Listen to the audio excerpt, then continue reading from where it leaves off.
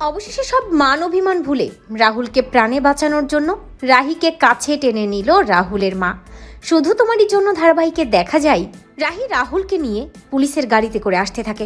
সামনে একটা গাছ পড়ে যায়, তবে অফিসার জানায় যে তার ফোর্স দিয়ে সে গাছটা সরানোর চেষ্টা করছে, অনেকটা সময় লাগবে। রাহুলের কন্ডিশন প্রতি মুহূর্তে খারাপ হতে থাকে। রাহি অফিসারকে বলে, অফিসার যা করার আমাদেরকে তাড়াতাড়ি করতে হবে। অফিসার বলে, দেখুন ম্যাডাম, আমাদের ফোর্স যে কজন আমাদের সাথে আছে কাজে লাগিয়ে দিয়েছি, আরও লোকবল হলে ভালো হতো। গাছগুলো অনেক ভারী, সরাতে তো কষ্ট হচ্ছে, একটু তো সময় লাগবে, এটুকু তো আমাদেরকে সময় দিতেই হবে।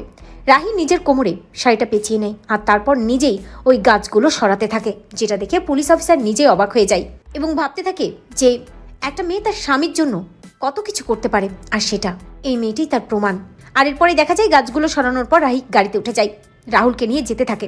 কলকাতা পৌঁছে যায় এবং হসপিটালে গিয়ে রাহি চিৎকার করে বলতে থাকে, ডক্টর ডক্টর, এক্ষুনি রাহুল রায়চৌধুরী আমার হাজব্যান্ড, ট্রিটমেন্ট শুরু করুন। রাহুলের ট্রিটমেন্ট শুরু হয়ে যায়। ইমিডিয়েটলি ডক্টর রাহুলকে নিয়ে ওটিতে চলে যায় এবং রাহুলের পায়ের অপারেশনও হয়ে যায়।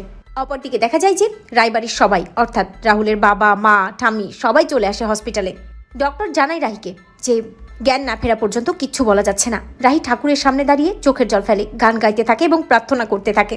ঠাম্মি এসে রাহিকে বলে যে কেঁদো না মা, কেঁদো না, তোমাকে জিততে হবে, তোমার স্বামীর প্রাণ তোমাকে বাঁচাতে হবে, তোমার শীতের সিঁদুরের জোরেই তোমার স্বামীর প্রাণ বাঁচবে, আমার বিশ্বাস এই যুদ্ধে তুমি জয়ী হবে। অন্যদিকে রাহুলের মা কাঁদতে থাকে, অপেক্ষা করতে থাকে রাহুলের জ্ঞান ফিরে আসার। চোখের জল ফেলতে ফেলতে রাহি একটা সময় অসুস্থ হয়ে যায়, তবুও রাহি থামে না, রাহি প্রার্থনা করতেই থাকে। কিছুক্ষণের মধ্যে ডক্টর বেরিয়ে আসেন এবং জানায় যে পেশেন্টের জ্ঞান ফিরেছে। শুনে সবাই খুব খুশি হয়ে যায়, রাহি একটু স্বস্তি অনুভব করে।